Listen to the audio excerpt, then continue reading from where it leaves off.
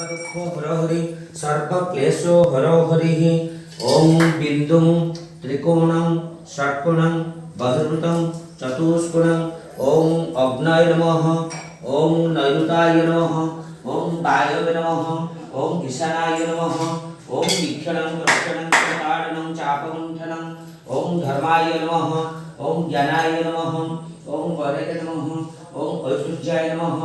ओम समनवित्यस्य मंत्रस्य सिन्धुरिपरुषि गायत्री छन्द वर्णो वदामः जलाभिमन्त्रेण विनियोगः ओम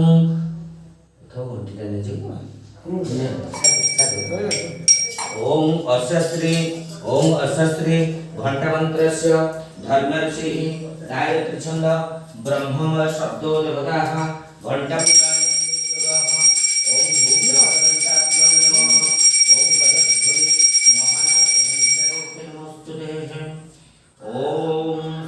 गणेशाय नमः अभिघ्नमस्तु ओम श्री गणेशाय नमः ओम श्री व्यासाय नमः ओम श्री श्री सरस्वती नमो नमः ओम सुमुख चैतन्यस्य कपिलो गजवन्नक लंबोदरस्य विकटो विघ्ननाशो विनायक धूम्रकेतु गणाध्यक्षो भार्गचंद्र गजानन